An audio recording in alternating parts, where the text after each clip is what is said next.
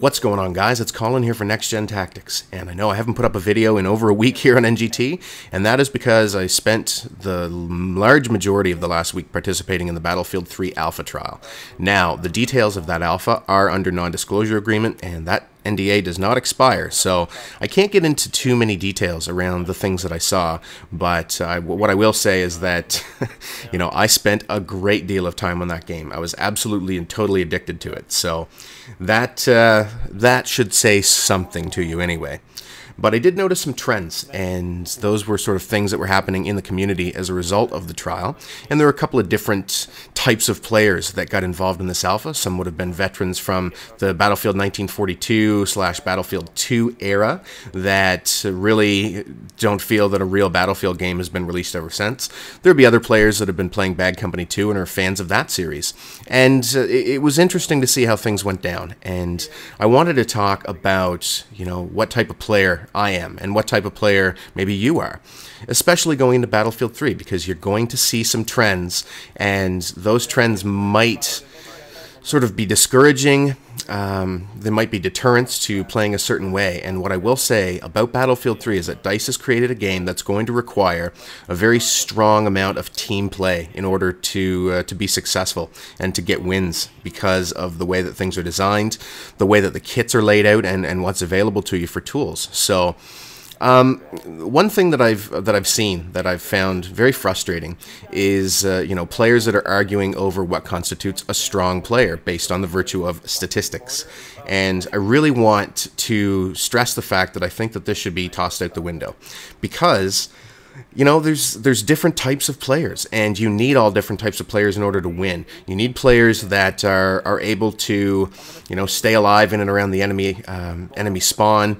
Those folks may get more kills than others. You need vehicle specialists. You need infantry. You need all of that in order to really function as a group and get the job done. And I consider myself sort of a more well-rounded player. Like, I'll do whatever, you know, I'll pick up whatever kit. I'm never just the spawn point. Right here, I'm going to make a rookie move after I disarmed that, and I didn't check the closet, and that's where he was hiding. But anyway, you know, I'm the type of player that, you know, I'll pick up whatever needs to be picked up in order to get the job done. And I switch, you know, from mines to, I run the engineer kit for this round to keep the vehicles suppressed. But there are players on the other team that are kind of the exact sort of player that I'm talking about here. There were 3 or 4 snipers on the other team that just sat back and got kills.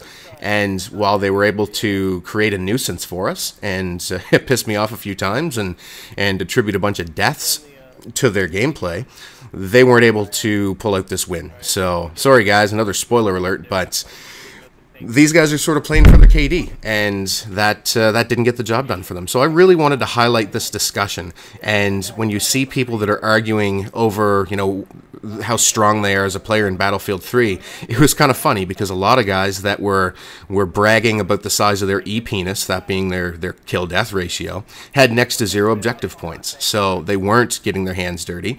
And so players that call themselves strong players based on their KD and then rage and mock other players for not holding those same types of statistics, I find that smacks of hypocrisy, because they can't win games unless the other players are willing to go in there and get their hands dirty. And if they're not, then, you know, it's not that they're not making a meaningful contribution to the team, but somebody's got to get the job done. And if you're just sitting back getting kills and getting mad because your team isn't arming the objective, well, get off your ass and go arm the fucking objective yourself. But certain people are too concerned about their statistics, and that's why I want to re-raise the idea of the PTFO movement. You know, if I'm in a game and we need a particular kit and I'm not holding that kit, I will not think twice about suiciding to come in as with a different loadout. And I really, you know, I would rather play with a group of guys like that rather than players with high KDs that, you know, are basically set in their ways. Like, if they're sniping and sniping isn't getting the job done, well, they're just going to continue sniping. Or they're going to you know, stay out in front of a set of objectives that we're attacking with the assault kit and just rack up kills. Well, the objective doesn't arm itself, and I think that you need a mix of different types of players to be successful, and there's going to be a number of different supporting roles in Battlefield 3, and I think that, you know, I'm going to be mixing it up and playing a bunch of different kits in order to try and accomplish the objective, and I think that that's really the mindset that... Here, the sniper gets a friggin' collateral on me and Meatwagon, which, anyway, I'd cut out some double deaths here where I'd die, come back in and die. Like, we got sniped a lot. Like, these guys were good shots. Like, I'm not going to take anything away from them in that regard. They were doing a great job of picking us off around the B objective. Early on, you can see we conceded A, because I figured if these guys are sitting back sniping, they're going to mortar the hell out of the A building. It's going to drop anyway. So, we're just going to focus all of our attention on B and make sure that they can't get at it. And because they had so many players sitting back, they weren't going to be able to effectively bring enough of a presence into the base to hold us all back. We were going to be able to disarm the crate. And right here is a good example of why it's nice to have teammates watching your back. Those two guys running in to shoot me, I think Meatwagon and Guns for Hire just picked them right off. So, you know, we get the objective disarmed. I'm actually going to take their tank, but don't do any work with it. So, anyway, back to what I was saying. I kind of hope that this whole debate around statistics and kill-death ratio just goes away. I want you guys to understand my thoughts on it, that it's really not that important. If you're performing a support role, if you're trying to suppress vehicles, repair vehicles, heal your teammates, provide them with ammo, you know, getting kills is secondary to the objective when you're attacking. Obviously, on defense, you have to take down the attacker's tickets as I get sniped and sniped and sniped. But I mean, they're sniping. I'm taking some deaths, but I want to try and maintain this front line around B so that the enemies can't waltz in and arm it. And if that means I get sniped, I don't really give a shit. They're not killing enough of us off to push us all the way back and come in and take this crate, or to open it up for their teammates to take this crate. It's just not working out for them. So I'm going to get sniped again trying to shoot the tank. Again, no big deal. Yes, in the game I was pretty pissed off about it, but it's, you know, I was kind of frustrated because, like, guys, come down and give us a game. If you're just going to sit back and snipe, then we're going to beat you. And there's nothing you can do about it from back there. A couple of times they placed an intelligent mortar strike on the objective and that sort of thing, but you know, mortars only last for so long, and as you can see now, I'm running zigzagging as much as possible to try and avoid getting sniped, but it was an irritant more than anything else. And so, you know, if you're looking to pad your KD and all that, then go play a kill-based game type. If, you know, a high KD is a good thing if you're playing Team Deathmatch, which is a new mode that's going to be in Battlefield 3, and also in Conquest. You know, you want to... The primary objective, though, in Conquest is to hold flags, and if you are able to hold flags and get more kills than the other team, it's a sure victory.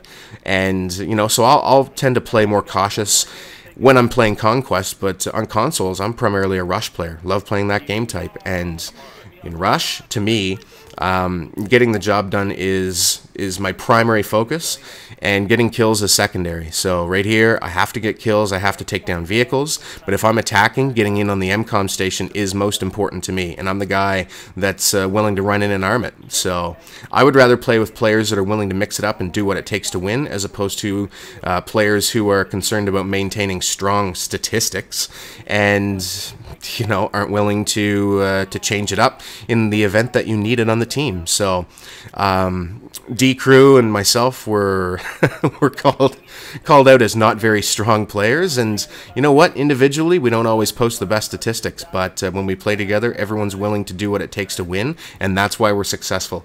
And Hero's actually playing with an NGT crew, but it's exactly the same thing. We're willing to mix it up and be successful, and you know, when we had to get someone in with assault and smoking up the objective so we could safely disarm it, we did that.